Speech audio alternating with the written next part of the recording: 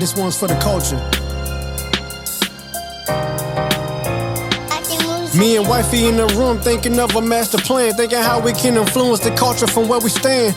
Knowing that our steps are ordered by the master's hand, still 10 toes down, we ain't switching up the stance. The mission of this music ain't just to make them dance, trying to tell them about the rock, cause they built. And welcome everybody to episode 79 of the Bond Chronicles.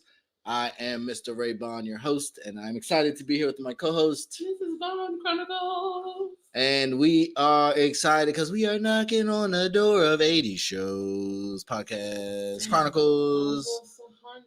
Almost to 100. If I can live to be 80, that will be a great life. So the fact that we've made it to 79 is a great podcast life, as people like No Jumper are falling off. But we still here. We might have got knocked down. We might have took a break. But we back. Yeah. We didn't really take a break. My nana was in the hospital. I was talking about last year. Oh, wait.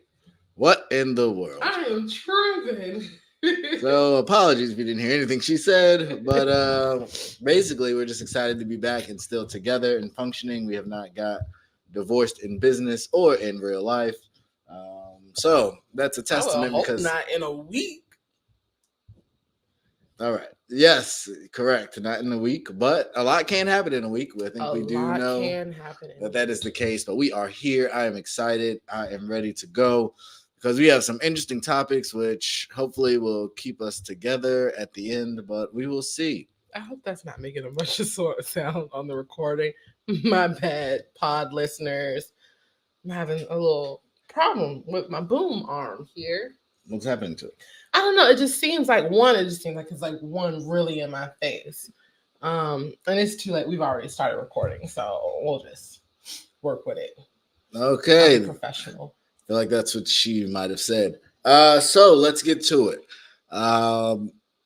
We live in a world that is significantly more sexually accepting, sexually freeing, sexually liberating.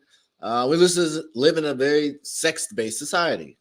They educate our children at very young ages. They show us on TV at young ages all the way up through adulthood, all the way up until Chloe Bailey's introduction to us in film. From my understanding, this was the first time, is a sex scene. That's what sells. A lot of women's introduction to us is through sex scenes, whether it be Game of Thrones or The Wire or a variety of other shows. Sex sells. Sex entices. Sex is an important piece. The part that I've talked about a lot of times is typically we gloss over the infidelity and its fallout that comes from a lot of these movies. The tragic murders and deaths of people at the hands of adultery seems to be glorified and highlighted. The other part of this that I think oftentimes does not get talked about enough is the volume of partners that these TV characters seem to have from all sorts, whether it's men and women. Hightown, I don't know if you guys watched that on Stars, is it follows a young lady and she bounces from relationship to relationship, partner to partner. I think you guys understand what I'm saying when our TV characters, especially if there's a couple seasons, might go through a variety of different people at different moments. So my question to you is, we are both people, and I don't think I'm airing us out, who have had more than one sexual partner. My question to you as a mother and as a wife, do you believe it is better to have one sexual partner in your life or many? Why did you preface it as a mother and as a wife? I think it matters. It's hard. As a college student, I view this question probably differently as a husband of a husband and father of young children. Yeah. Biblically speaking, it's better to have one. Obviously, God only intended us to be with one person. You find that one person and you do all the things with them. So we're basing this on New Testament. Yeah, we'll stick with New Testament because even now, because the wisest man in the world had mad wives. Mad wives, right? Which means he had mad partners. Yeah, we're basing this on the New Testament because even in the world today, everybody says, oh yeah, everybody's out here doing, but let you find out your favorite person or your main person is messing around with somebody else, you're mad. So I think the difference is, at least biblically, women knew what they were signing up for. I don't think they were necessarily getting cheated on. that's Typically, for sure. like that was culture, right? The like, people had multiple. Well, men had multiple wives. Right. So it's hard. I mean, personally, I think it takes a lot of time to discover yourself and figure out what it is that you like and all those sorts of things. And it can be difficult to explore that with a partner that's not super willing. Obviously in an ideal world, everybody would be waiting until they got married. Mm-hmm. And so everybody would be figuring things out and discovering things, at the same time. Mm-hmm. But because we live in a world where most people are not waiting, it's kind of awkward to be the only person in the room with no experience, I do. I don't know specifically if I can relate to that. I don't know if I've ever been in the room with the only one with no experience. I guess my thought, and I wasn't sure how you were going to. Because I mean, even still, like, it's kind of even hard to answer the question, because in my mind, it's just like, I only want Courtney to ever be with her husband. Mm-hmm. One person ever for her whole life. The boys, one person ever for their whole lives. Yeah. Because one, you're not forming soul ties with randoms, so you're not putting yourself and your heart out there on the line while you're physically giving yourself to someone. And then two, but I don't think that's true. I think you can not sleep with someone and still give them your heart. You can be in a relationship and it doesn't have to be a random. You could love somebody. Oh, well, yeah. And y'all be, in a serious relationship working towards marriage, and you love that person, and y'all technically not working out, and y'all didn't sleep together. Like, that can happen. I think it's low, which is my basis for really this conversation. Mm-hmm. And where I'm getting to, but I'm just trying to see where you're at before I give my perspective. That's what you're doing. No, I mean, it's hard, because again, in an ideal world, it wouldn't matter what the other person was working with, whereas as far as like the size or her body type, his body type, there's so many things that come into play once you start having sex, and then you switch up partners because you form preferences and all these things and habits and things that you like, versus if you wait until you get married. If everybody's waiting until they get married, everybody can discover and understand their bodies more with their partners, and it's like this mutual discovery of each other and discovery of self. I think that's important in marriage. There's some things that once you let them go, you can't get it back. Your virginity is one of those things. I can't remember who explained it to me. Jackie O'Perry? No, I want to say it was Uncle Peavy. My uncle. He gave me this analogy one time. It's like, you can think of your virginity or your body as a flower, and as you get older, you bloom and you blossom, and at some point in time, you're going to have sex. So think about yourself as a flower that you're going to give to your husband on your wedding night. And every time you have sex with someone, just take a petal.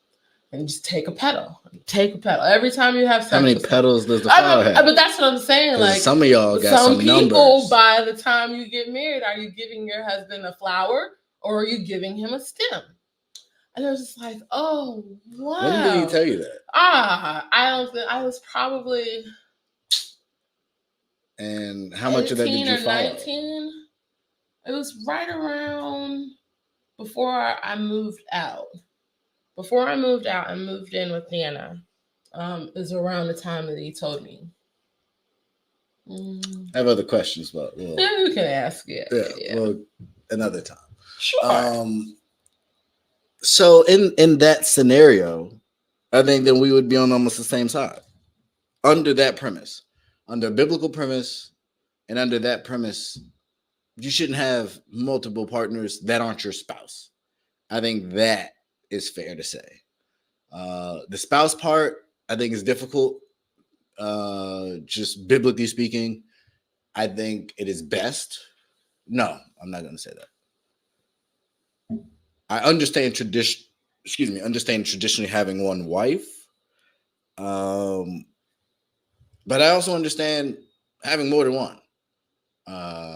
So I'm not sure the biblical legality of that part, but generally speaking, I think it's best to have one partner. I think it's easier on those two individuals. I think the world would be a completely different place if we weren't comparing everybody. If I can't tell you how many times I've heard a woman say, yo, he was a really nice guy, but the sex wasn't good. And for me, you can only base that based on other good sex. So I feel like there are a ton of people that are missing out on good women and good men because of their sexual history. It's not big enough. It's not wide enough. It's not wet enough. It's not any of that stuff enough from the best thing they've ever had. Any of that stuff enough. And so you're comparing this person to the best part of one other person. You're not comparing them in totality. You're saying your sex game is compared to everyone else's sex game. And that to me, I think is entirely unfair. And it's unfortunate. And I think I believe if we lived in a world where we were less focused on sex, we were less hypersexualized, we were less, I need to find myself sexually. You can do that with one person. Like God created sex. If you believe in that. So if God created sex and God created marriage, you don't think God could create a good sex life in a marriage? Like, and then depending on which woman you talk to, is like, size don't matter. It's just an emotional feeling. Okay, well, if it's emotional, then it's emotional. But then say that. So I just, and I think for men as well, I think it's real. I don't think it's in men's best interest. I think. Who was it? We were listening to somebody's pod. I think we were watching Joe Budden's podcast, and they had some rapper on there, and he was basically I heard the Little Yachty interview I was listening to, and he was basically like, "Oh yeah, it doesn't even mean anything anymore. I've been so I don't even active, get excited I've had about it. So much sex with so many different women. Like it's not even ooh." And one of Lil Baby's songs, he's on a remix of a song. He's just like, what is the lyric? He goes, I can't even brag about these chicks because it's effortless. Like, depending on who you are and what you look like for that matter, like it's not hard to attract the opposite sex. And it's really easy to add them up. And so as a man with multiple partners, I get it. Like you see something, you want it, or you're in a relationship and you care about someone and you want to show that level of affection.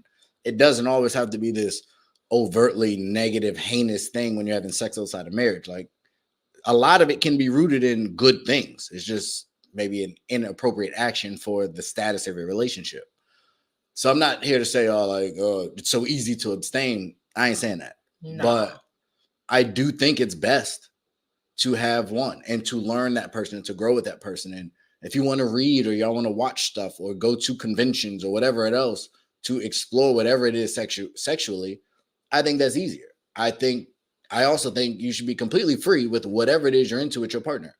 Like, but I think you can't, but I think if you realize that with the partner, there won't be no shame in it. Like if we grow up together and we experience stuff together and we start liking stuff together.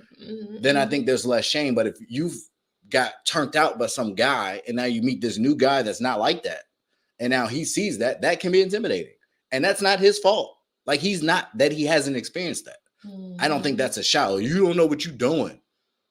Like, so he's shaming people because they kept themselves. Like, I just think the ideology behind a lot of it is, your first time you might mess up. And so there's the fear and there's the stigmatism of, well, you're small. So now all small, and obviously, well, you must feel that way because you're triggered, whatever. Like, it's just not right.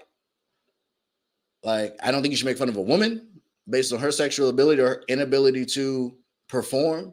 And I don't think men should be made fun of. I think it is an opportunity to grow. I think people that make fun of people that perform poorly sexually are trash. Like, that is one of the most vulnerable places in your life you can be. And so in that moment, if you don't execute properly, to shame somebody in that moment, I just think it's really trash. And some people never recover from that. Some people fight that their entire lives. And I think it turns into whole other complexes. And I think, again, all of this could potentially be solved by having less partners. Now, if you get married and then y'all get divorced and you get remarried, obviously you're probably gonna have multiple partners. And that's just the reality. But also that's why God hates divorce, because it opens that door. So rather than saying, oh, I'm stuck in this marriage, take some time to marry the right person. Like, that part. Don't marry somebody just because the sex is good and they're abusive or they're bad with money or they got a bunch of bad history. Like, do you really think there's a lot of people still out there in relationships just because the physical part of the relationship is good? 100%. I think physically and financially, I think there's a bunch of people that stay in relationships because they're scared to be alone. Well, no. Financially, we know people stay in relationships all the time. They go from relationship to relationship because they never fix themselves, but they don't want to be alone. Mm-hmm. I know a lot of people like that. Mm-hmm. There's some friends I don't know that they've ever not been in relationships. Like, it's seemingly they always had somebody. And I don't think that's a healthy place to be. I think there's a portion in time in your life when you got to learn how to be on your own. You got to learn how to be comfortable in your own skin when nobody's around, when nobody's hyping you, when no one's praising you. Do you like yourself? And if you can't get to that point where you can be content by your own, you have to go out. You have to be around people. You need that interaction. I think that's potentially dangerous. And I think that desire and need to be wanted and that desire to be loved leads to a lot of sexual partners. Because what better way or what easier way to show that I care about you? What cheaper way to show I care about you? Yeah, that's true. So women weaponize sex and men con women to have sex. And I think all of that goes away. If people just stop having sex before marriage. If we waited until we found somebody that we really cared about to have sex with. And if you really cared, you would marry them. That's what I mean. Really care ain't dating. When you really, really care with somebody, you really, really mess with somebody sideways, as they say. You want to be with them forever? For real? Commit to it. Don't talk about it. Be about it. And I feel like that would cut out so much. It would eliminate cheating. It wouldn't eliminate cheating. If your only partner was the person you were married to? It doesn't change the fact that people are still curious. I'm saying if we followed the rule.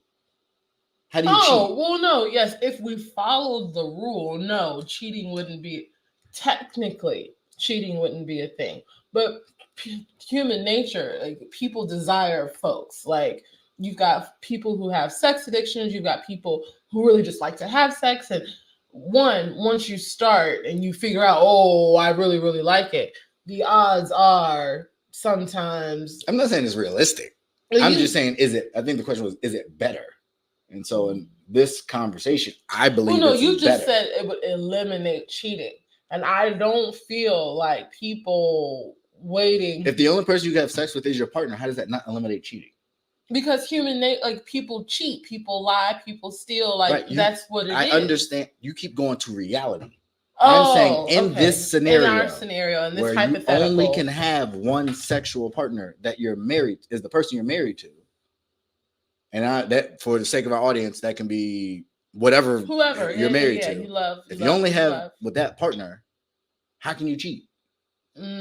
So that's yeah. Okay, I get what you're saying. Like, now cheating's eliminated. I'm like, how is only having one partner? Like, if anything. Cheating becomes rampant because it's like first time you have sex, it's like, oh my gosh, it's amazing. I want all the, and then that's not so that I feel like that's what happens. I do not like not all the time. Some people are just greedy. In my experience,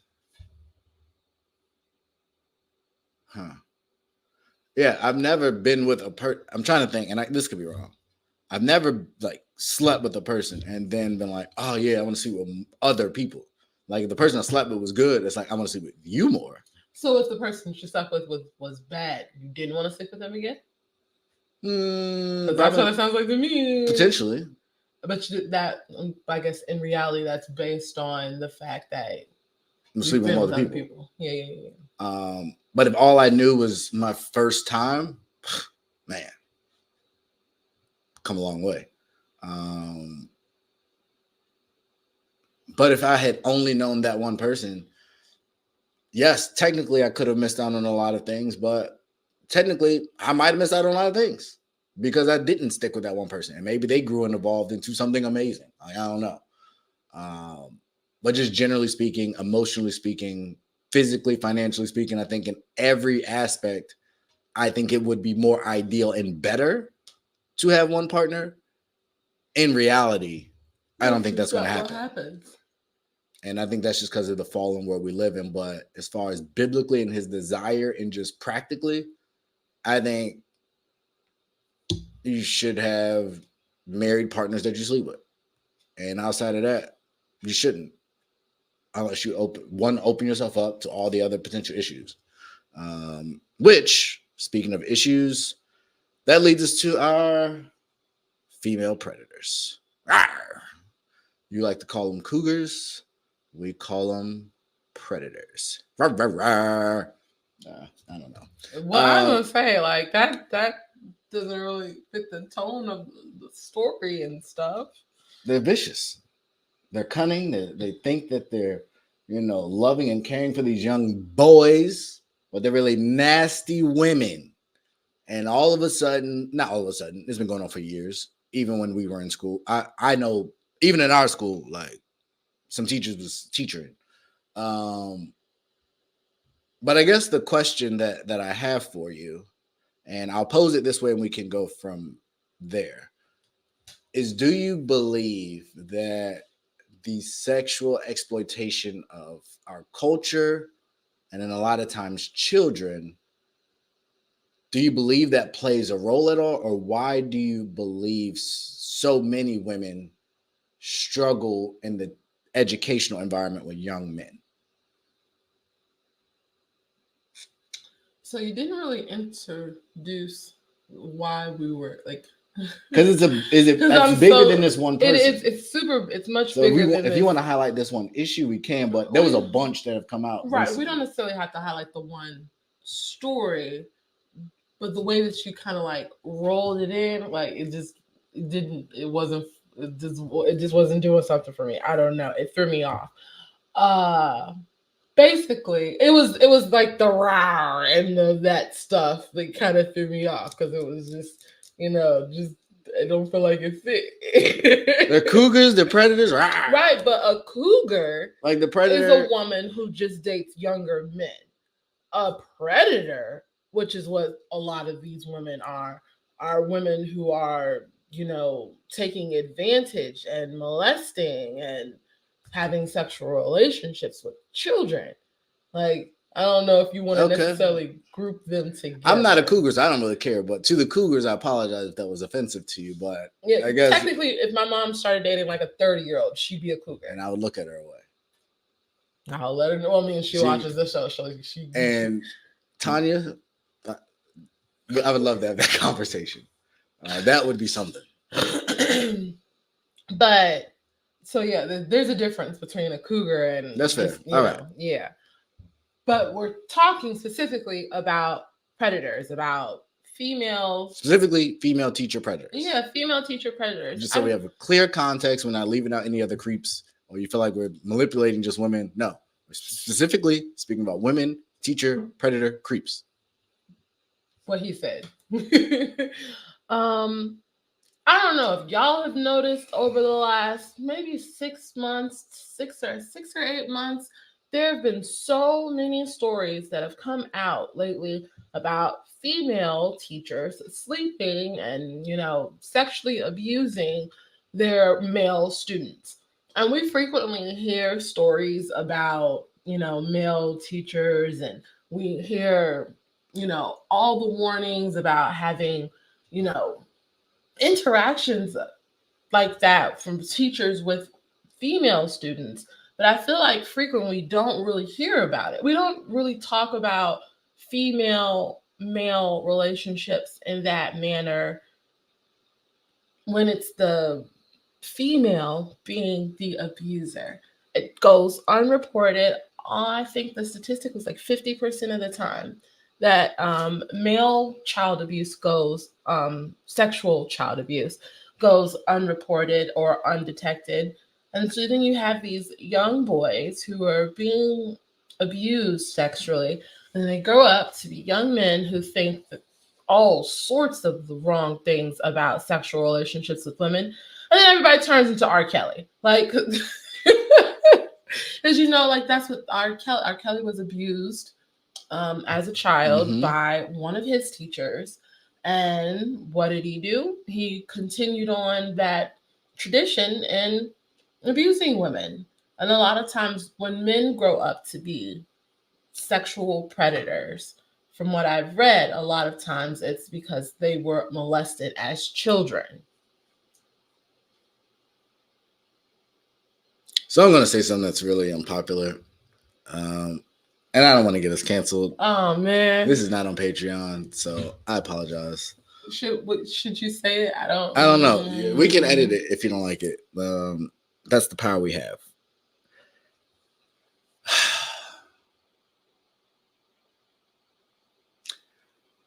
I agree. These teachers, they be creeps. I just feel like common sense sometimes goes out the window. And I don't really have the answer. Let me be clear. But we talked biblical earlier. If a human being is capable of making a decision that they want to have sexual intercourse, goes back to our first topic. Don't have sex with multiple partners. If that high school child, he wasn't in high school, middle school child, consciously makes a decision to engage in sexual activities,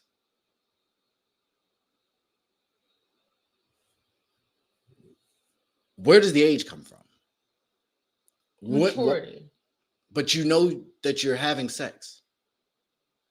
So if I can have sex with a 15-year-old because I'm 15, I know I'm having sex. I can get that child pregnant. I can be responsible for raising that child of a 15-year-old. And that's perfectly fine. But if I'm sleeping with a 19-year-old or even a 22-year-old, that's my teacher. Even though I consciously make, and this is the part, and I know it's easy to crush these women, but in the one case we heard, they had sex like 300 times. So I get it. I get the outrage. Shame on her. But he has no responsibility. He's just completely a victim.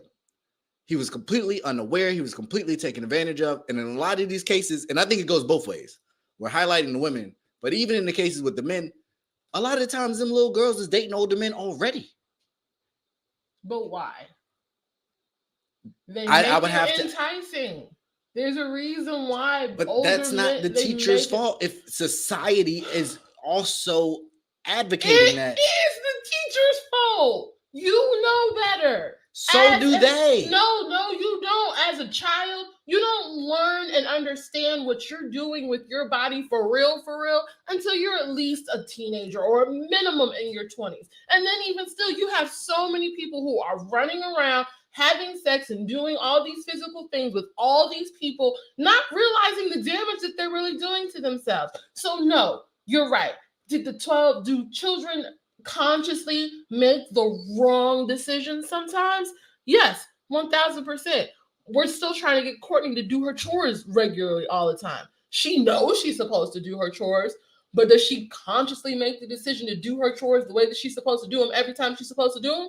No. And that's the stuff she knows she's supposed to do. So you have an super impressionable young person, male or female, And you're saying all these things and you're doing all these things to make them feel good about themselves, to make them feel loved, to make them feel wanted, and all these things. It is very easy. We see it in adult relationships. It is very easy to take all of those confusing emotions that child is feeling and make it even worse by adding sex to it. Like, I don't even understand why that's not even the thought process of in your mind. Because yes, the child made the decision to go along with what the adult is saying. But the adult, male or female, knows what they are doing is wrong. So, stop there. Stop there. Why do we assume that they know that? Because they live in this country? Because if they didn't think it was wrong, they wouldn't try to hide it. You know how many relationships people try to hide? I do. And you typically hide the relationship because you feel like there's something wrong with it. And so is it wrong because I feel there's something wrong with it, or I feel society feels something's wrong with it? Probably both. Maybe not. But you don't know that for sure. I don't. So this is all in the hypothetical. But you, not you, I'll say you, but, and this is probably coming off terrible, and I'll own that. But I think kids today are different kids. I think kids today are way more informed. I think kids today are way more knowledgeable. If a 14-year-old knows that they don't want to be a boy no more and they want to be a girl, and they are conscious and able enough to make that decision. You can't lump all those situations in together. Why can't I? Because if you were making sexual, life-changing decisions as a child, not making those decisions. I'll let you finish. If we are advocating and we are highlighting and we are empowering Zaya Wade, and I don't remember exactly the name, so I apologize. If that is new children empowerment, you can't tell me that if that child is conscious enough to make a decision that they know they don't want to be a girl no more, or they don't want to be a boy, they want to be a girl, you can't tell me they also don't know I shouldn't be sleeping with a grown adult. And if they do, they are making a conscious decision to do so. I do not think in all of these cases, and in a lot of these cases, these young adults, these working adults, these adults that are on the verge of potentially going to college or going to the military or already have children, are all of a sudden just helpless victims when someone that's 5 or 6 years older comes along. Because everything you said that teacher doing, guess what? Their 16-year-old boyfriend does too. Their 16-year-old girlfriend makes them feel good. It makes them tell them that they're pretty. It buys them stuff. That's how you want to continue to justify adults making. I'm not justifying it. I'm explaining. If you would let me finish, I'm explaining the reality of the situation. And I know because they're kids, we're triggered. And we just automatically resort to this defensive position. But we know that kids lie. And we know that kids take advantage of situations. We know kids will play their parents against each other. Kids can be vindictive. Kids can be bullies and murderers. So now all of a sudden in this one area, all of a sudden they're so impressionable, which they are. I'm not saying kids aren't impressionable. But a lot of these 15 and 16-year-old kids today, especially in these inner cities, are hard. But why are they that way? Because life has forced them to be that way. So, but that does not mean they are not capable of making a decision and knowing right from wrong. If anything, it makes them even more impaired of making the right decision when it comes to that kind of stuff, because their vision and what they've been raised around is skewed beyond because of all the chaos that they normally experience. You can't expect someone who's dealing with trauma and already experiencing trauma to go into another traumatic situation and look at that traumatic situation and be like, oh man, no, this is wrong. I shouldn't do it. And then if you want to use the argument of children deciding whether or not they want to switch their genders or not, which is what you're putting all these points together. But every child is not making that decision. Every child is not deciding that, oh, I don't want, a mustache. I'm going to be a girl today. That's not how that works. But adults daily decide that they want to mess with children. Every single day. It happens. So you don't think there's kids dealing with gender identity issues every day? I'm not saying that there are not kids dealing with gender identity issues every day. I'm saying that all children are not dealing with gender identity issues. And all teachers aren't molesting children. No, and all teachers aren't molesting children. Your point was that children are old enough nowadays, they are mature enough to just make these decisions. I And didn't say if all. they can be culpable for what they are held responsible in other situations. Like, no, they're held children are tried as an adult all the time. Because of what? Because of the maliceness of the situations in some of those cases. They deserve to be tried as adults because of the. I disagree with that completely. Listen, you just threw that out there while I was still trying to make my point. Kids get tried as adults sometimes for extenuating circumstances. Children get charged as adults for extenuating circumstances. But you always have to plead your case when you want to charge a child as an adult.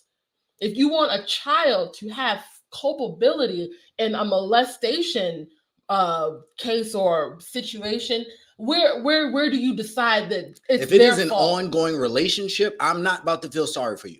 Okay. If you, in the scenario we're talking about, there was a young man that was dating the teacher's daughter. You know that's messed up. You were leaving school because this woman was coming to get you, and then you were going back to school. You knew that was wrong. No, the boyfriend was dating a girl, right? But and then was also sleeping with the girl's mom, right? So yeah, but and later on, then he was a teenager, right? He was a teenager. The one story that we're talking about specifically, this one. That's the story I was talking about. This story is not the same. I don't know what story that is. It was in the notes. Yeah, I didn't read that. So we talked about the generalization. Listen. I asked, were we talking about this? You said not specifically. I said I was generalizing. I wasn't talking about this. Well, we would have needed to introduce this for the people. But even with you generalizing, you just said that kid in that other story was like 17, 18 years old. I didn't say that. I said he's a teenager. He's a teenager. I never said he was an adult. He was like 17 years old in that other story. In that scenario, yes, he would still qualify, and that teacher was arrested. Yes, he would still qualify as a child because he was under the age of 18. In situations like that, I agree with you. Like, he's definitely older and a little bit more mature and way more knowledgeable of the fact that he shouldn't have been sleeping with that teacher. Those are the scenarios I'm talking about. Those sorts of scenarios, I completely I'm not talking agree. about I'm not going to be 30-year-old and a 12-year-old. Yeah, I'm not going to be up in arms because your son or your daughter decides they want to sleep with older people. Like, that's not a thing. That in that scenario we're talking about, where we're saying we don't crush them, they're treated the same way as the 30-year-old and the 12-year-old. They're still a sexual predator. They still got to register. They probably still have felonies. They're going to lose their jobs. All of the same punishments are going to fall on that 22-year-old teacher that was sleeping with that 17-year-old student as the 30-year-old that was molesting the 12-year-old. It's still child abuse. You should not mess with younger people. And that's only because of some arbitrary rule that somebody put in place. That to me is where I push back a little bit. And I'm not going to say necessarily that I feel bad for the teachers, because I don't. Like, you played the rules, you knew the rules, and you played and got caught. Tough luck. But I'm also not going to vilify them as the malicious predators. And I know that's how we prefaced it, but I do not put them in the two same categories. I believe a 22-year-old can fall in love with somebody younger. Why are you at a high school? You are the teacher. You are students? Not. Robin, come on now. Yes, come on. We have had a bunch of people fall in love with people they shouldn't have fell in love with. They've been in relationships with people they shouldn't have been in relationships with. I had plenty of attractive teachers when I was a kid. In high school, there were plenty of teachers that were good-looking men. Did I ever think, oh, man, I need your to experience shimmy, at your age, you were not active then. You weren't overly Child. Sexually active then. So, no, I wouldn't expect you to do that. But there was a lot of women in our age group that was dealing with a lot of older men. And so do I think they had the same opinion as you about that same teacher that they might have found attractive? No. And I think they would have consciously known that if that teacher asked me, they would have did it. Not as a victim, not as someone that was manipulated into doing something. They knew what they wanted and they did it. And they probably went to their friends and bragged about it. And that's the part to me that's not fair. If you want to go around bragging to your friends about what you conquested, because I had people come to me talking about the teacher they did stuff with, don't then years later be like, oh yeah, they took advantage of me. I'm not buying that. So that's not what the goal of this conversation was supposed to be at all. I don't necessarily care about people who want to do that sort of thing. We're supposed to specifically be talking about female predators, of boys. Like I wasn't sitting here advocating for people to be able to sleep with the 17-year-old student just because I'm not advocating for it. Let me be clear. I'm saying I don't think they should be treated the same. And I think at a certain level, we do, as we, like you said, in certain cases, we treat children like adults. It's the same. I think this is one of those scenarios where it doesn't need to be black and white. I think the creeps are the creeps. They need to go away for forever. But I think some of these other scenarios, it's a little more it's not as cut and dry. And those people don't seem to have the same level of grace. They're just automatically nasty people. And I think we got to start looking at some of these manipulative kids. Because it's still nasty, bro. At the end of the day, you are a teacher. You are at a school to educate. You're not at a school to pick up girls. You're not at a school trying to find your next boo thing or anything like that. You are at a school to educate someone's child. Period. So if there's a young girl throwing herself at you, you avoid her. You report it. You make a stink about it until old girl goes away.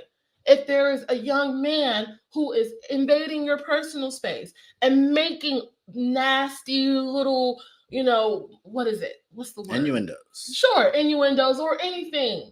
Making moves on you, putting the moves on you. Like, it's all wrong on every level. It's just wrong. They're an authoritative figure. The children are subordinates. The children, you're not supposed to be looking at them that way. And even if you are looking at them that way, like, you need to figure out what's wrong with you. Like, it's just not cool on any level at all. Period. I don't want Courtney in high school, 17 years old, and because she waves at a teacher or swings her hair a certain way, the teacher thinks that she's flirting with them.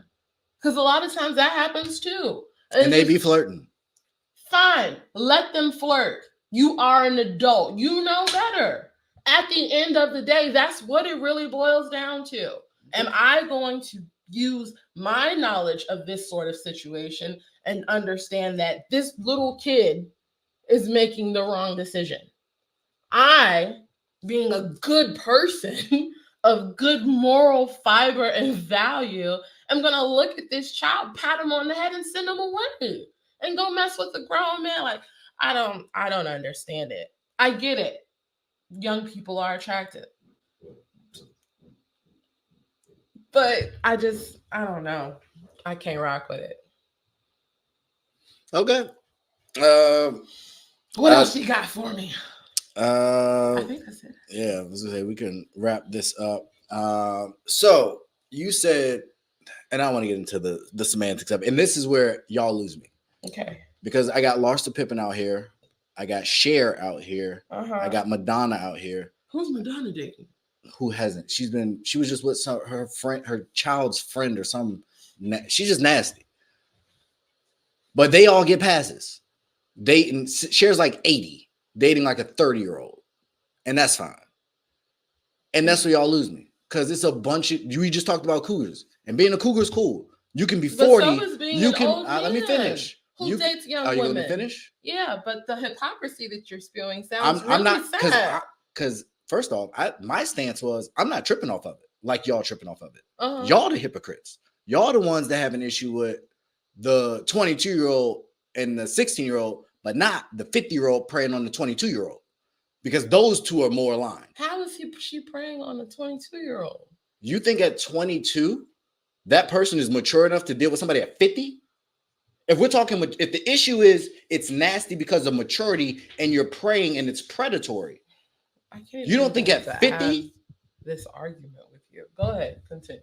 Like, it's all predatory.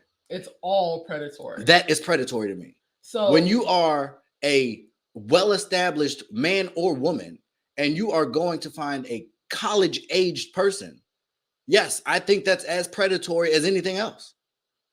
That kid is just trying to survive in life, probably. That kid is being inundated with bills, and here you come as a lifeline. The ability to pay my bills and take care of me and help me through this economic crisis that we're in. Yes, that to me is predatory as crap.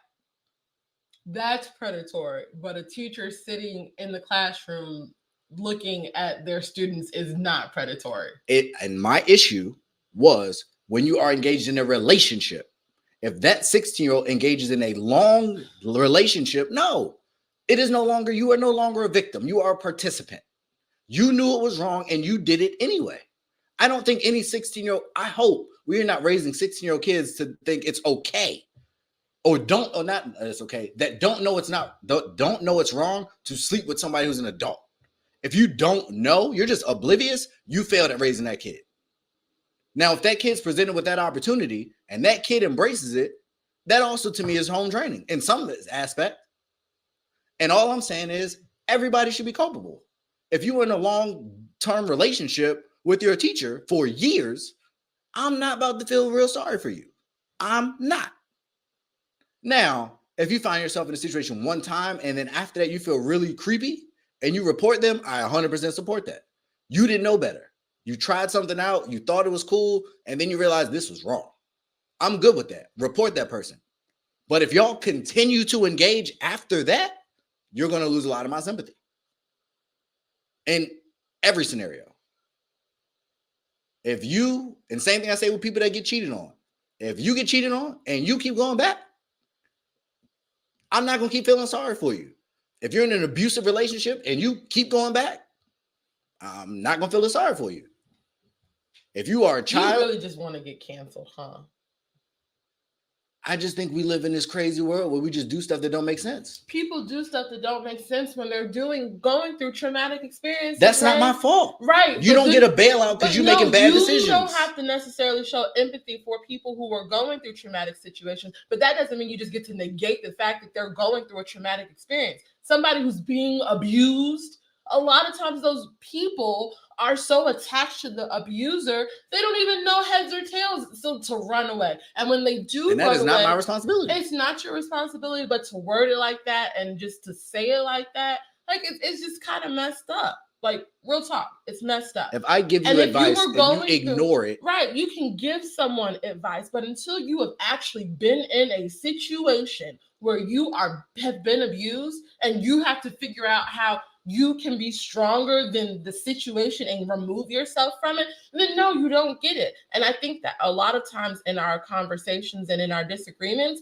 because you can't necessarily relate to the emotion and the feelings that that person is going through, i.e. an abused person, i.e. someone trying to figure out their sex life or, the various things that we talk about, like, because you can't necessarily empathize with those feelings and emotions, you come off as super, I don't want to say dismissive because dismissive isn't necessarily the word, but I don't empathize with people that put themselves in bad positions. If you keep putting yourself in a bad position, you keep making mistakes, Ja Morant, I'm not going to keep feeling bad for you. A Ja Morant situation is totally different from somebody who's stuck in an abusive relationship. My point is, if you keep making the same mistakes, eventually Raymond is going to stop feeling bad for you. Yeah. Like, make better decisions. Figure out the trauma in your life. Talk to whoever you need to talk to and figure it out. I love that you can say it like it's so easy. I do it. I'm here. My life ain't been easy. You got to figure life out. Stop being a victim all the time. Everybody want to cry and get patted on the back. Pick yourself up and figure it out. Get out the bed. Go get a job. Update your resume. Beautify yourself. Talk in the mirror. Inspire yourself. Do something. But this idea that everybody's victim and everybody got to feel bad for me and I just can't. No. Your kids need you. Your spouse or family be needing you. You need you. This world needs you. We got to figure it out. And I am not about to sit here and pat my kids on the back for to keep making the same daggone mistakes. No, learn, grow, evolve, be better. And if you can't, then you can't. But I'm not about to feel bad. I'm not. Okay. And I hope my kids, when their time comes, they don't keep making the same mistakes. I hope they don't either, because you ain't gonna have nothing for them. I don't. If you don't want to listen to my advice and you want to figure it out on your own, knock yourself out. But you think I'm going to keep bailing you out because you keep not listening? I'm not. And if you find yourself in trouble, I found myself in trouble. I was doing dumb stuff. I ain't asked nobody for no sympathy. I ain't asked nobody really for no help. I figured it out. Me and God. kudos to you. And if he can help me, he can help you too. But we can't keep giving people passes for bad behavior and bad decisions. And I think the stuff we talked about today qualifies. I'm just gonna agree to disagree. That's entirely fine. Well, as our motto, which came up as like not a motto. What do you call this thing? An outro. It just kind of came up, but it matters. It's been really relevant to a lot of our shows that in life things happen. You have the power to choose what you do. You can stay. Should I stay or should I go? You got to figure it out. But choose wisely. To the teachers out there, I ain't giving y'all no passes because you do that and you get caught, you going to jail, and you should because the rule is the rule. And to the children involved in a lot of them situations, make better decisions. Don't date them people. Date people your age, or wait till you're married. And this is all a non-issue. If you wait till you're married, you good.